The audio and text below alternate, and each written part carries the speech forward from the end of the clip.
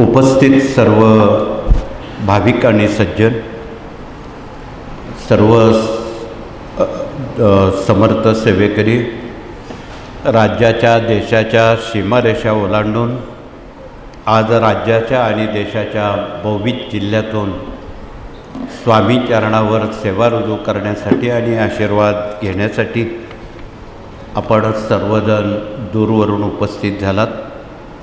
विशेषतः महाराष्ट्र राज्याच्या बहुविध जिल्ह्यातून आपण आलात. त्यात सिंधुदुर्ग जिल्ह्यातून मोठ्या प्रमाणात आलेले सेवेकरी.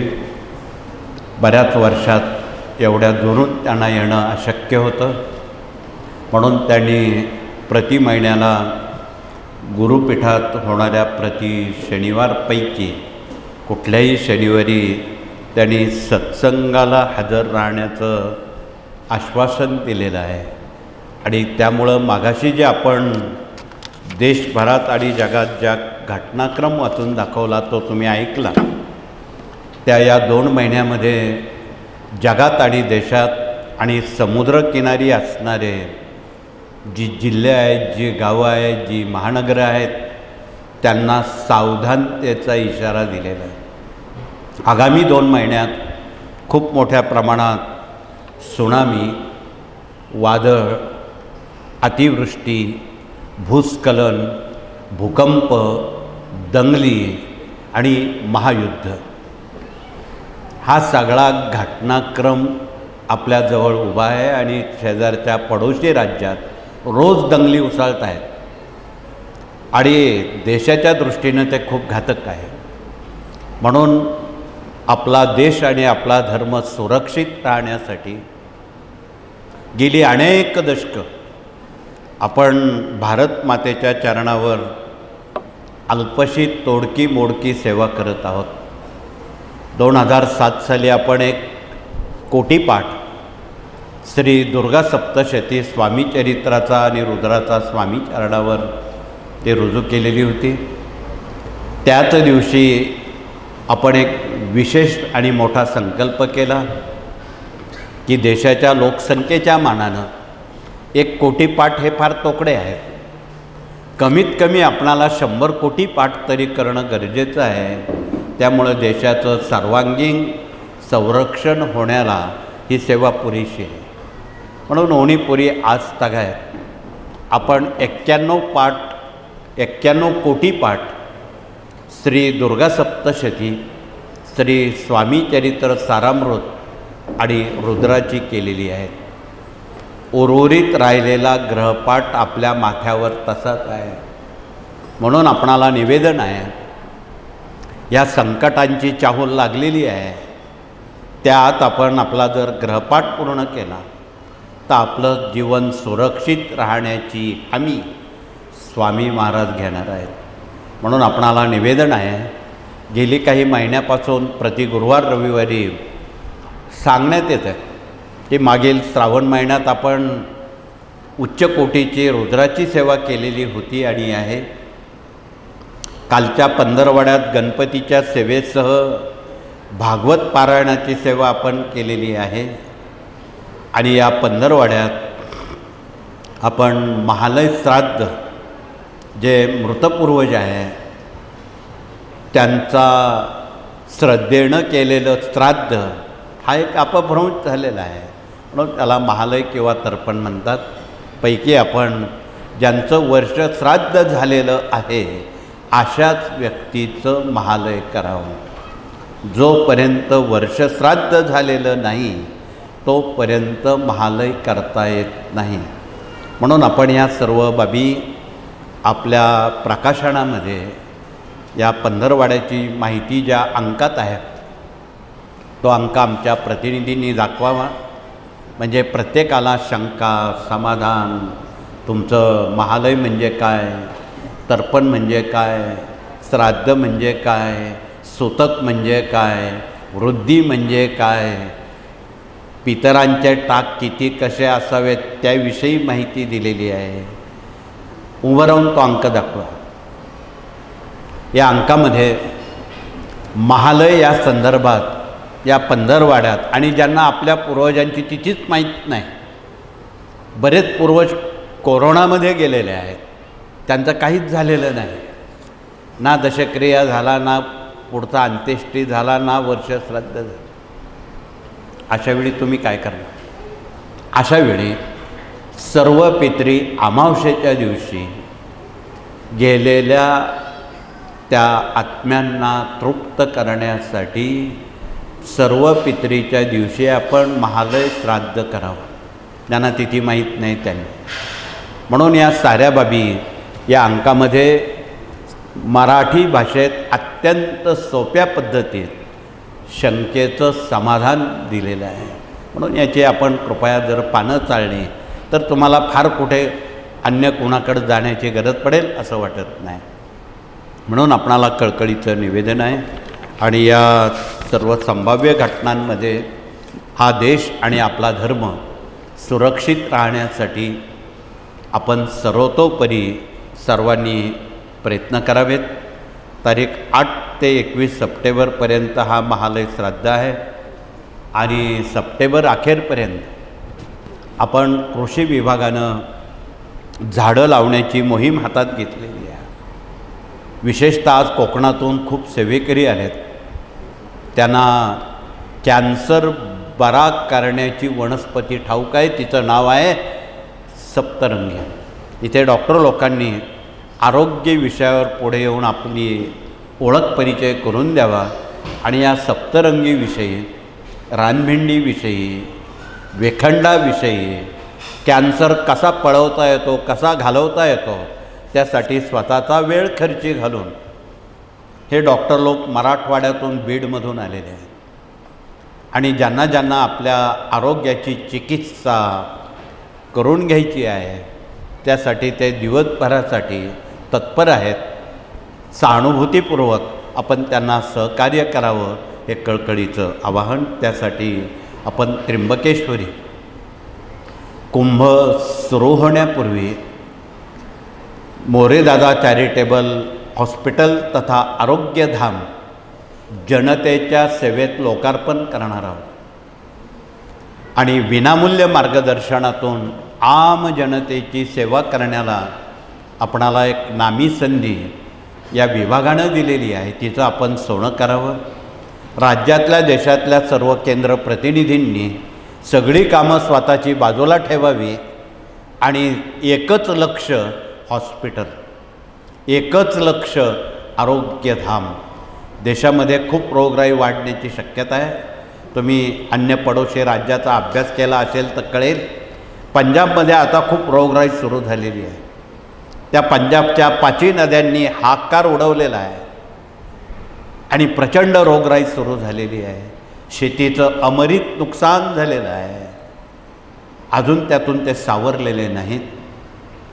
आणि सर्वात जास्त कॅन्सर रुग्ण पंजाबमध्ये लोकसंख्येच्या 35% आहे. आणि महाराष्ट्रात सुद्धा त्याचं लोन मोठ्या प्रमाणात पोचत आहे. इथे तुम्ही दर गुरुवार रविवारी बघितलं कमीत कमी 100 रुग्ण इथे कॅन्सरचे येतात दिवसभरात, कमीत कमी. म्हणून याला कुठेतरी आळा घालण्यासाठी आहारावर नियंत्रण असणं अगत्याचं आहे. आणि जनता खूप गरीब आहे देशातले.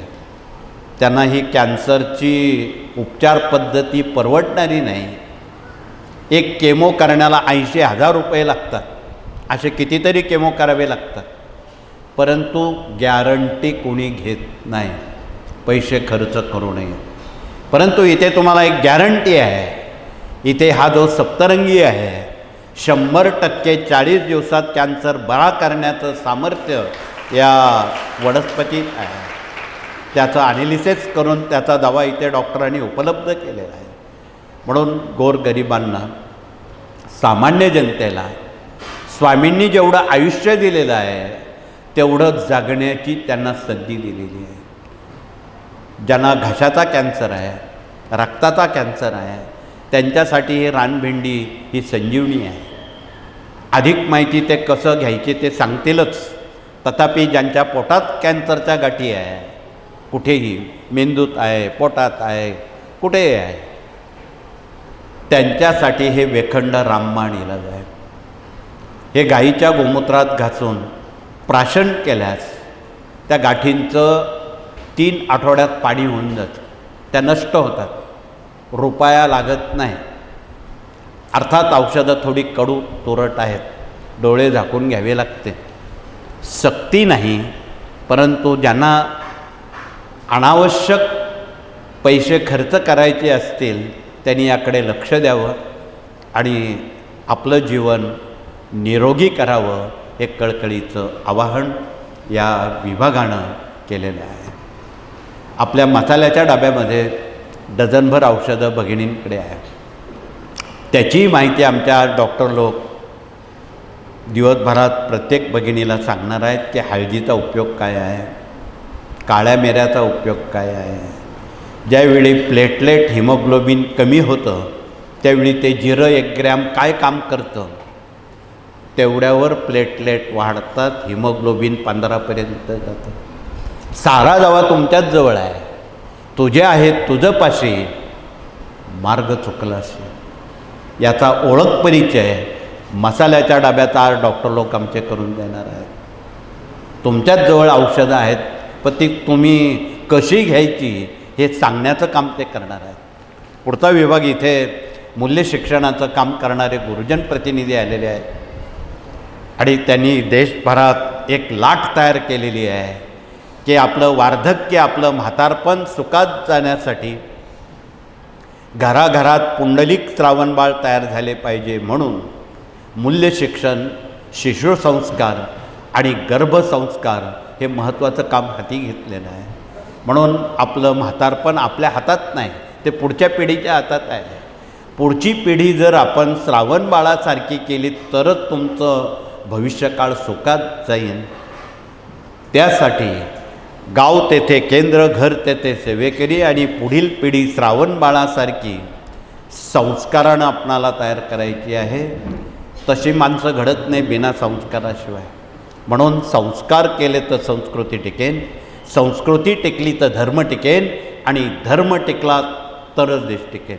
म्हणून देशाला आणि धर्माला टिकवायचं असेल वर्ष 5 ते 18 या वयोगटाला आपण सुसंस्कारित करण्यासाठी वेळ खर्ची घालावा. थोडीशी आपली कामं बाजूला ठेवा, पण नवी पिढी या देशाची खरी संपत्ती आहे, तिला जोपासणं आपलं प्रत्येकाचं आद्य कर्तव्य आहे. बऱ्याच वेळा मुलांकडे बघण्याचा दृष्टिकोन पालकांचा आज बदललेला आहे आणि समाजामध्ये बसता उठता भगिनींना पुरुषांना विचारतात, का हो तुम्हाला मुलं बाळं किती आहेत? असं का विचारत नाही, तुमच्याजवळ धन संपदा ऐश्वर्य किती आहे? मुलं ही देशाची खरी संपत्ती आहे आणि तिला संस्कारानं जपणं आणि जोपासणं हे प्रत्येक पाल्याचं काम आहे. म्हणून प्रत्येक पालक हा सुसंस्कारित झाला तर तो पुढच्या पिढ्यांना सुसंस्कारित करू शकतो. म्हणून हे काम आमच्या गुरुजन प्रतिनिधींनी हाती घेतलेलं आहे आणि हे हाती घेताना सर्व शाळा, विद्यापीठं, कॉलेजेस त्या ठिकाणी दर आठवड्यात जाऊन शिक्षकांनी कसं शिकवावं, पालकांनी कसं वागावं आणि विद्यार्थ्यांनी कसं शिकावं, त्यासाठी काही संदर्भ ग्रंथ ते दाखवत आहेत.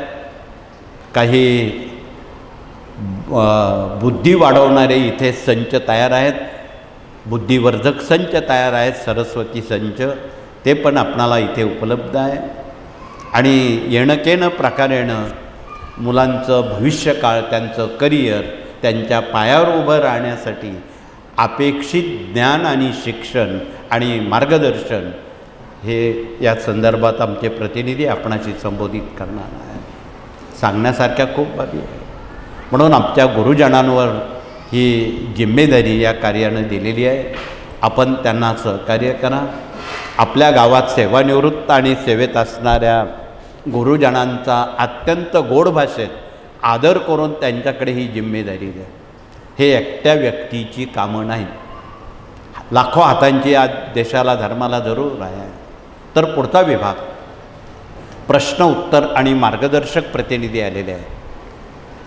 आज दिवसभरासाठी संध्याकाळच्या आरतीपर्यंत विनामूल्य मार्गदर्शनाचा लाभ घेण्यासाठी देशातून राज्यातून असंख्य मुमुक्षित आणि भाविक आलेले आहेत. त्यांना स्वामी सेवेचं महत्त्व जनसामान्यांपर्यंत पोचवण्याचं काम या विभागातून केलं जातं आहे. कृपया आपण सर्वांनी त्यात बिना संकोचानं भाग घ्यावा हे कळकळीचं आवाहन या विभागानं केलेलं आहे. तर पुढचा विभाग इथे प्रश्न उत्तर मार्गदर्शक प्रतिनिधी नंतर विवाह मंडळ आलेलं आहे. आणि आजच्या मितीला सर्वात अवघड प्रश्न मुलामुलींच्या विवाहाचा आहे. त्यातही एकवेळी आमच्या मुलींची लग्न करणं सोपं आहे. सर्वात अवघड प्रश्न मुलांच्या लग्नाचा आहे. तुम्हाला थोडं आश्चर्य वाटेल. सर्वात अवघड प्रश्न मुलांच्या लग्नाचा आहे. त्यातही मिळाली सूनबाई चांगली तर ठीक, समजा खट्याळ सूनबाई मिळाली तर काय होईल? घराचं घरपण देशाचं देशपण राहणार नाही. म्हणून आपणाला हे संस्कार सेवेकरी भगिनींनी पुढील पिढ्यांवर सातत्यानं करताना आमच्या बऱ्याच काही सेवेकरी भगिनी मुलींना खूप जेवताना काम सांगतात. ज्या मुली जेवता जेवता आईचं काम पटकन ऐकतात अशाच मुली सासरी पास होतात. कारण सासूचं प्रशिक्षण आईला द्यावं लागतं, तेव्हा ती आई होते. म्हणून या साऱ्या बाबी एक कुटुंब व्यवस्था भारतातली सुबत्तेकडे नेण्याचं काम आमचा माता भगिनी वर्ग करत आहे. क्षणभर त्याचा राग येईल, कोणाला वाईट वाटेल, परंतु भविष्यकाळातला गोडवा, भविष्यकाळातली अनुभूती ही कटू शब्दात आईकडे आहे. तिला आई असं म्हणतात. म्हणून कळकळीचं निवेदन आहे. हे कुटुंबशास्त्र आहे आणि या कुटुंबशास्त्रात नव्या पिढ्यांना भारतीय संस्कृतीचे संस्कार कॉन्व्हेंटमध्ये उद्या शिकल्या जाणाऱ्या पिढ्यांना करायचे आहेत. दुर्दैवानं या संस्काराचा विसर पडत चाललेला आहे. भारत मातेनं आणि या देशात असणाऱ्या शक्तिपीठांनी एक 11 प्रकारची मिसाईल्स आमच्या भगिनींच्या वाट्याला दिलेली आहे. ते मिसाईलपेक्षा अवघड मिसाईल आहेत, संरक्षण करणारे मिसाईल आहेत. त्यातलं पहिलं मिसाईल कंकण आहे. आणि हे जर कंकण सर्व कॉन्व्हेंटमध्ये शिकणाऱ्यांचं सुशिक्षित म्हणवणाऱ्या नव्या पिढ्यांना आमच्या भगिनींनी ते बहाल केलं तर आज देशात ज्या काही अनाचार अत्याचार घटना घडतात त्या एका मिनिटात थांबतील. तुम्हाला उदाहरण द्यायचं असेल तर आमच्या भारत ग्रामीणमध्ये भगिनी कधी कधी भांडण करतात. ज्यावेळी भांडण करतात त्यावेळी काचेची कंकणं मागे मागे घेतात. जशी जशी कंकणं ती मागे घेतात तसं तसं त्या देहामध्ये एक ऊर्जा शक्ती प्राप्त होते. पण ती ऊर्जा भांडणासाठी न वापरता संरक्षणासाठी वापरा, हाही संदेश कॉन्व्हेंटमध्ये शिकणाऱ्या नव्या पिढ्यांना आमच्या भगिनींनी द्यायचं आहे. म्हणून त्यांना कंकणाचं महत्त्व सांगायचं. कंकण घातल्यानं सामर्थ्य कसं वाढतं, आत्मविश्वास कसा वाढतो हे भगवतीनं सप्तशतीत दिलेलं आहे. म्हणून आपणाला कळकळीचं निवेदन आहे. म्हणून ह्या दुर्दैवी गोष्टी टाळायच्या असतील तर तुम्हाला भारतमाता आणि भगवतीचं अधिष्ठान समजून घेणं क्रमप्राप्त आहे. कारण पुढील पंधरवड्यात आश्विन महिना सुरू होतो, देवीचं नवरात्र आहे. तुम्ही कधी कधी सप्तशती वाचता आणि आपण एक 100 कोटीचा संकल्प सप्तशतीचा त्याचसाठी केलेला आहे की मगाशी जे वाचून दाखवलेलं आहे ते टाळण्यासाठी आपणाला सप्तशतीत सहभाग घ्यायचा आहे, स्वामीचरित्रात सहभाग घ्यायचा आहे, व्यसनं बंद करण्यासाठी रुद्रसेवेत सहभाग घ्यायचा आहे आणि कुटुंबात सारं काही आलबेल राहण्यासाठी गेले 4 महिने झालेले आहेत. त्या दिवसापासून आपण श्री स्वामी समर्थ हा जप लिहायला सांगितलेला आहे. आमच्या मुंबई पुण्यातल्या लोकांनी सुरू केलेलं आहे. दर महिन्याला ते 1-1 लाख जप लिहितात वह्यांमध्ये. असं 12 महिन्यात 12 लाख जप श्री स्वामी समर्थ जर तुम्ही लिहिला, तुम्हाला काही करण्याची गरज नाही. बघा, फार काही करण्याची गरज नाही. त्यात एवढं सामर्थ्य आहे आणि हा जप लिहून झाल्यावर 12 लक्ष झाल्यावर त्या साऱ्या वह्या आपण गुरुपीठात आणा. त्या आपण सर्व देशातल्या भाविकांच्या साऱ्या वह्या पाठवणार आहोत गाणगापूरला, पाठवणार आहोत पिठापूरला, पाठवणार आहोत नरसोबाच्या वाडीला. आणि त्या ठिकाणी त्याचा योग्य तो विनियोग ते मूर्तीखाली ठेवतात दक्षिणेत. ते जर आपण केलं तर तुमचा योगक्षेम स्वामी महाराज चालवतील आणि तुमच्या केसालाही धक्का लागू देणार नाही अशी हमी ते घेतील. म्हणून इथे मला वाटतं आपण सर्वच जण जप लिहायला पात्र आहोत. जप लिहिणं हे काही वेळेचं बंधन नाही. तुम्ही 24 तासात केव्हाही लिहू शकता. त्याला वेळेचं बंधन नाही, कशाचंच बंधन नाही. म्हणून आपणाला एक खूप सोपी आध्यात्मिक क्रांती करण्याला स्वामींची सेवा उपकृत करणारी आहे. म्हणून हा संदेश कृपया आपण सर्व विभागांच्या वतीनं राज्यात जे विभाग कार्यरत आहेत, काम करतायत, त्यांच्या तोंडात श्री स्वामी समर्थ पाहिजेच, लिखाणात पाहिजेच असं आपण करण्याचं प्रयोजन करावं, हे कळकळीचं आवाहन. तर पुढचा विभाग विवाहानंतर विवाह मंडळाकडे अजून 2 कामं दिलेली आहेत. आत्महत्या पीडित मुलींची विवाह आपणाला करायची आहे. देशाचं संरक्षण करणारे आमचे शहीद जवान त्यांच्या मुलामुलींची विवाह आपणाला करायची आहेत. ही सामाजिक सद्भावना आणि माणुसकीची संस्कृती आपणाला देशभरात पोचवायची आहे. तेव्हा आपण हिंदू म्हणण्यास योग्य ठरू. म्हणून ज्यांना हिंदुस्थानात राहायचं आहे त्यांना ही माणुसकीचं शास्त्र या संस्कारातून प्रत्येकापर्यंत पोचवणं आपली जिम्मेदारी आहे. पुढचा विभाग कृषी प्रतिनिधी आलेले आहेत.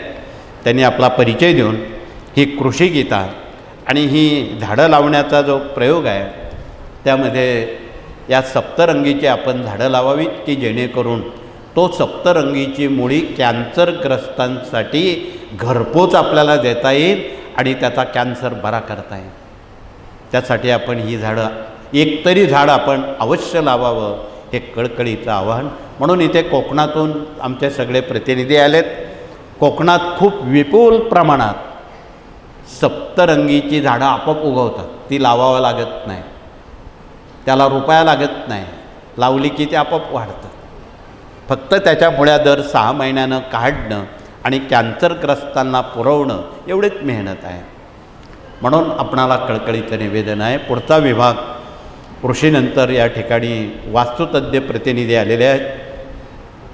वास्तूचं वास्तूपण अबाधित ठेवण्यासाठी आणि सुखी कुणाला म्हणतात, डोकं टेकल्यावर ज्याला 5-6 घंटे झोप येते तो खरा सुखी माणूस.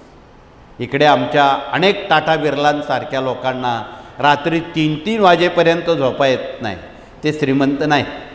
पण इथे बसलेले मात्र आपण सर्वजण मनानं अत्यंत श्रीमंत आहात आणि ही मनाची श्रीमंती आपल्याला वास्तू देते. म्हणून वास्तूमध्ये फुटलेली भांडी, तुटलेल्या चपला, फाटलेले कपडे, बंद पडलेली घड्याळं आणि आमच्या बऱ्याच भगिनींच्या घराला काळ्या रंगाचा दगड किचनला लावलेला आहे, कडप्पा लावलेला आहे. अशा भगिनींनी कृपया हात वरती करा, म्हणजे आम्हाला त्यावर उपाय देता येईल. धन्यवाद. इथे वास्तुतज्ञांनी हात वर केलेल्या भगिनींना काळ्या दगडावर काय उपाय करायचा तो तोडफोड न करता त्याला पिवळा किंवा पांढरा ऑइल पेंट मारला, त्या मिनिटाला ती 7:30 संपते. इतका सोपा उपाय आहे. म्हणून वास्तूचं वास्तूपण अबाधित ठेवण्याचं काम आणि उपाययोजना देण्याचं काम या विभागानं स्वीकारलेलं आहे.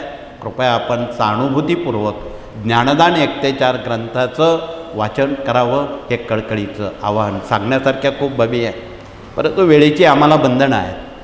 हा जनता दरबार आहे. संध्याकाळपर्यंत लाखो लोक आपल्या समस्या घेऊन येतात आणि त्यावर विनामूल्य मार्गदर्शन करण्याचं काम या कार्याच्या अंतर्गत सर्व भाविक सेवेकरी करत असतात. हे आपणाला सांगणं महत्त्वाचं आहे. पुढचा विभाग या ठिकाणी कायदेशीर सल्लागार, वकील आणि न्यायमूर्ती आलेले आहेत. त्यांनी आपला परिचय द्यावा आणि त्यांच्यासोबत अन्य प्रतिनिधी आलेले आहेत, त्यात प्रशासकीय कामकाज प्रतिनिधी, प्रशिक्षण प्रतिनिधी, माहिती तंत्रज्ञान प्रतिनिधी, पशुगोवंश प्रतिनिधी, पर्यावरणपूरक प्रतिनिधी, स्वयंरोजगार प्रतिनिधी, युवा प्रबोधन प्रतिनिधी, यासह दुर्ग अभियान प्रतिनिधी, यासह देश विदेश अभियान प्रतिनिधी, याज्ञिकी प्रतिनिधी, हे 8ही प्रतिनिधी आपल्यात उपलब्ध आहेत. आणि हे 8 प्रतिनिधीने आणि उर्वरित 18 प्रतिनिधी हे सगळे जर यांनी गावं दत्तक घेतले तर स्वामी कार्यातून काय काय कामं केली जातात हे जनतेला कळेल. आणि हे विनामूल्य केलं जातं ही पण आपण मनाशी खुणगाठ बांधावी, हे कळकळीचं आव्हान आहे. आगामी येणाऱ्या सुनामी टाळण्यासाठी हा भगवा ध्वज आहे, हा मारुती रायाचा आहे, दाखवत आहे. याखाली बसून जर तुम्ही मारुती स्तोत्र वाचलं, हनुमान चालीसा वाचलं, तथा हनुमानाचे जेवढे स्तोत्रमंत्र आहेत हनुमान चालीसासह मोजून 3 मिनिटात वादळ थांबतं. का? वायुपुत्र हनुमानजी आहेत म्हणून. तर भुवनेश्वरून हे भूकंप यंत्र आणलेलं आहे, याची स्थापना गावोगावी केली. तर अमेरिकेत उद्या या आठवड्याभरानंतर 8-9 रिश्टरचे मोठे भूकंप होणार आहेत. पाकिस्तानात होणार आहेत, काश्मीरमध्ये होणार आहे, दिल्लीत होणार आहे. हे लपून ठेवायचं काही कारण नाही. परंतु त्या ठिकाणी असणाऱ्या सेवेकऱ्यांनी जर हे भूकंप यंत्र स्थापन केलं तर 8 ऐवजी 1 किंवा 2 रिश्टर भूकंप होईल, पण भूकंप होईल. पण त्यातून वित्त आणि मानवहानी वाचेल, यासाठी ही उपाययोजना कृपया आपण करावी, हे कळकळीचं आवाहन आपण सर्वांपर्यंत डोळस आणि प्रामाणिकपणानं हे सांगण्याचं करावं, हे कळकळीचं आवाहन. कारण प्रत्येकाचं जीवित हा खूप महत्त्वाचा मुद्दा आहे आणि जीवित वाचवायचं असेल तर या बाबी आपणाला आपल्या आकलनात, आपल्या आचरणात आणि देशाच्या सहानुभूतीला ह्या पूरक ठरणाऱ्या आहेत. शेवटचा विभाग मराठी अस्मिता आणि भारतीय संस्कृती आहे. तो आमच्या माता भगिनींनी जिवंत नव्हे समृद्ध केलेला आहे. त्यांनी आपला परिचय देऊन भारताला भारत माता म्हटलं जातं आहे. जगामध्ये अमेरिकेला माता म्हणत नाही, कुठल्याच देशाला म्हणत नाही, भारतालाच का म्हटलं जातं? त्याला कारण आमच्या भारतीय माता भगिनी आहेत. प्रचंड सोशिकता, नम्रता, सदाचार, कर्तृत्व यामुळं या देशाला भारत माता म्हणतात. म्हणून आमच्या भारतीय भगिनींनी ही भारतीय संस्कृती डोळ्यात तेल घालून सोशिकतेनं, नम्रतेनं ती जिवंत ठेवलेली आहे.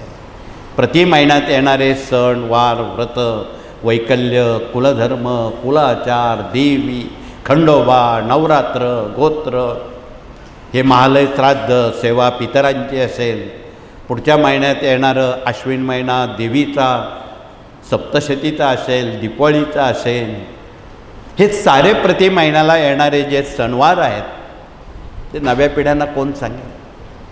ते कोणी सांगणार नाही. सांगितलं तरी ते करणार नाहीत. कॉन्व्हेंटमध्ये यावर कोणी मार्गदर्शन दुर्दैवानं करत नाही. हे परत इंग्रज तयार करण्याचं काम मोठ्या प्रमाणात चालवलेलं आहे.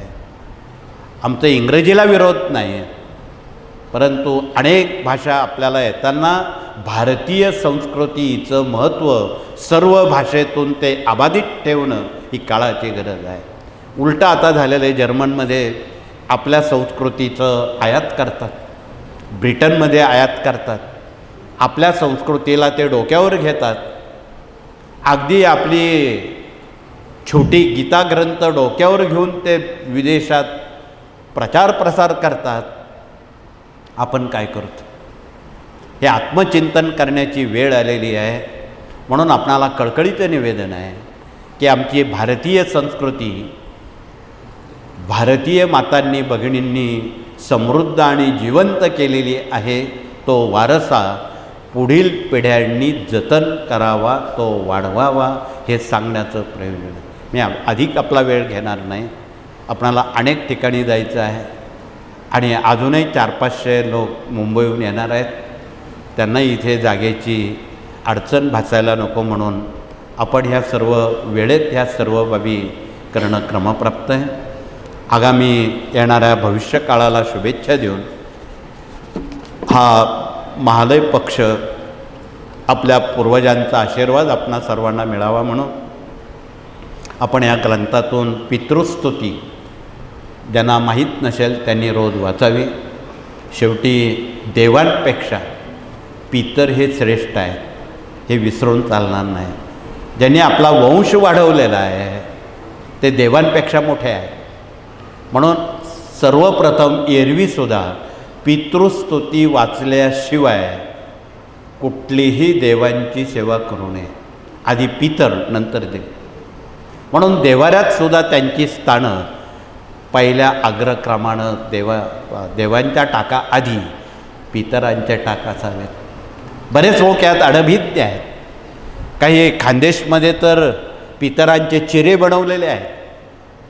कुत्रे पक्षी त्यावर रोज विष्ठा घाण टाकतायत. तसे चिरे न करता त्यांचे आपण छोटे टाक बनवावेत, देवाऱ्यात ठेवावेत, सुरक्षा वाढवावी, आशीर्वाद घ्यावा.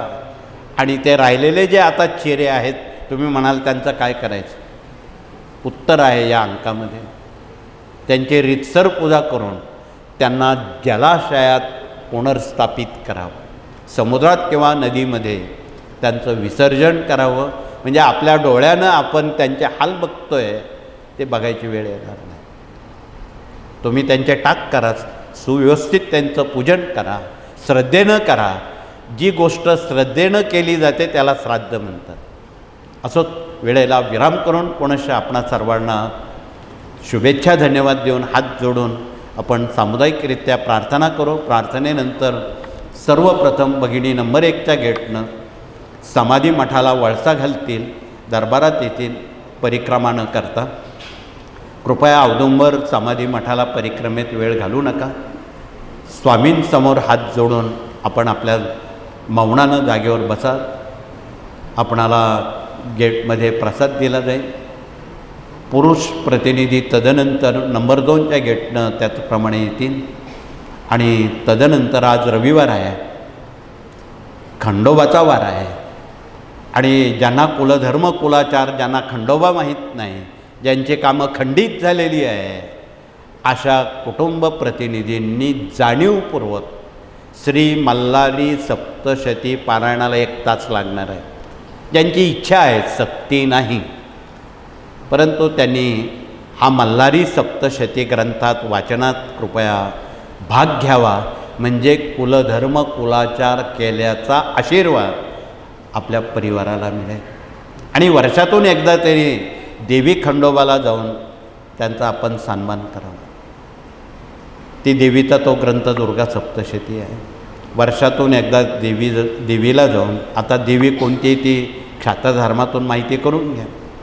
महाराष्ट्र रहिवाशांच्या समोर 4 शक्तिपीठं आहेत. सप्तशृंग, तुळजापूर, कोल्हापूर आणि माहूर पैकी आपली देवी कोणती आहे हे त्यात शोधा. खंडोबाला जाताना एक धोतरपान, उपरणं, 1.25 पाव हळद, वांग्याचं कांद्याचं भरीत आणि पूर्णा वरणाचा नैवेद्य एवढंच लागतं, अन्य काही लागत नाही. म्हणून आपण ह्या सोप्या साध्या बाबी वर्षातून एकदा तरी आपण कुलधर्म कुलाचाराच्या निमित्तानं खंडोबाला देवीला करावं. म्हणजे आज ज्या तुम्ही काही समस्या आणल्यात, मुलांच्या शिक्षणाचा प्रश्न आहे, नोकरीचा प्रश्न आहे, विवाहाचा प्रश्न आहे, अपत्याचा प्रश्न आहे, घरकुलांचा प्रश्न आहे, आजारपणाचे प्रश्न आहेत, लक्ष्मी प्राप्तीचे प्रश्न आहेत, शेतीचे प्रश्न आहेत, उद्योगाचे प्रश्न आहेत, डझनभर प्रश्न आहेत. हे खंडोबा देवीच्या सेवेशिवाय सुटणार नाही. नंतर आपण स्वामींकडं मागणी काय करायची ती करावी. असोच पुन्हा एकदा आपणाला मनापासून शुभेच्छा देऊन हात जोडून प्रार्थना करू आणि हे सत्र या ठिकाणी थांबू. श्री स्वामी समर्थ.